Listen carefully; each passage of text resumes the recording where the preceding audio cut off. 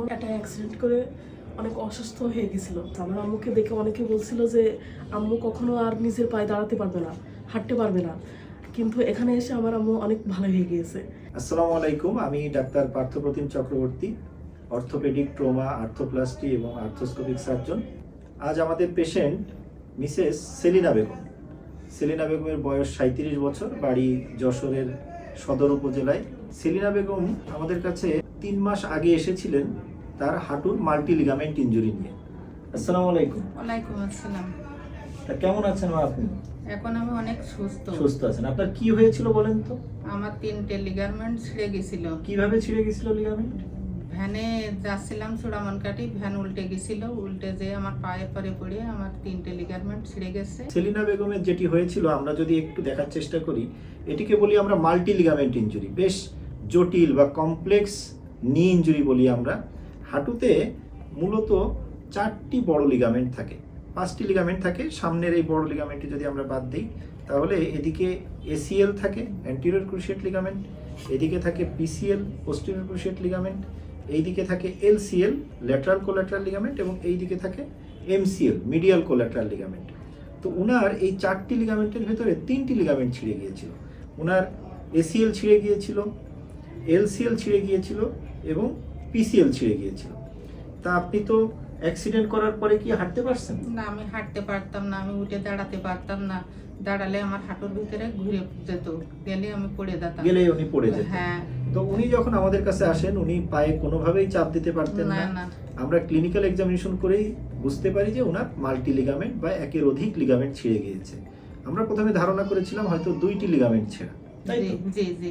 এরপরে আমরা এমআরআই করাই এবং আমরা যখন অপারেশন করতে যাই ওনাকে অ্যানেস্থেসিয়া দেওয়ার পরে আমরা কনফার্ম হই যে আপনার 3টি লিগামেন্ট ছেঁড়া। হ্যাঁ, শুধু যে 3টি লিগামেন্ট ছেঁড়া তা নয়, এই 2 হাড়ের মাঝখানে একটি নরম হাড় থাকে, এটাকে বলি আমরা মেনিসকাস। ওনার এই মিডিয়াল মেনিসকাসেও ইনজুরি ছিল এবং একটু বয়স বাড়ার কারণে ওনার হাঁটুতে আমরা ক্রনিক সাইনোভাইটিস বা হাড়ের কিছু ক্ষয়জনিত পরিবর্তনও অপারেশন করার সময় দেখতে পাই। তো এখন অপারেশন প্রায় 3 মাস হতে গেল। আমরা ওনার এসিএল রিকনস্ট্রাকশন করি, এলসিএল রিকনস্ট্রাকশন করি এবং পিসিএল রিকনস্ট্রাকশন করি। তো 3টি লিগামেন্ট আমরা ওনার রিকনস্ট্রাকশন করি। যেহেতু 3টি লিগামেন্ট ছেঁড়া, এই লিগামেন্টগুলো সেলাই দেওয়া যায় না, লিগামেন্টগুলো তৈরি করতে হয়। উপরওয়ালা আমাদের শরীরে কিছু এক্সট্রা লিগামেন্ট দিয়ে দিয়েছে, সেগুলো আমরা নেই এবং সেগুলো দিয়ে আমরা এই লিগামেন্টগুলো তৈরি করি। তো এরকম ওনার যেহেতু 3টি লিগামেন্ট ছেঁড়া, আমরা সাধারণত 1টি বা 2টি লিগামেন্ট ছেঁড়া থাকলে যে পায়ে ইনজুরি সেই পা থেকেই এক্সট্রা লিগামেন্টটি নিয়ে লিগামেন্ট তৈরি করি। যেহেতু 3টা ছেঁড়া, ওনার 2 পা থেকেই লিগামেন্ট নিতে হয়েছে, তাই তো? জি জি।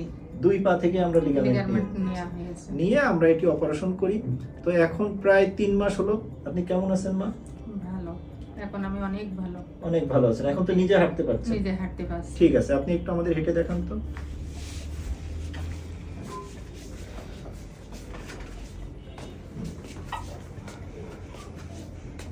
ঠিক আছে, এদিকে চলে আসেন।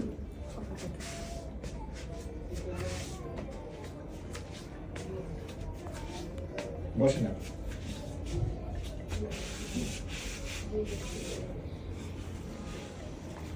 তো এরকম মাল্টি লিগামেন্ট ইনজুরি সবসময় বেশ চ্যালেঞ্জিং একজন আর্থোস্কোপিক সার্জনের পক্ষে। তো আমরা আমাদের সর্বোচ্চ চেষ্টা করেছি সেলিনা বেগমের জন্য এবং আপনাদের সকলের দোয়ায় উনি এখন অনেক ভালো আছেন। আমাদের সবার জন্য দোয়া করবেন, আপনিও আমাদের জন্য দোয়া করবেন। অবশ্যই। ঠিক আছে, থ্যাংক ইউ। আসসালামু আলাইকুম। ওয়ালাইকুম আসসালাম।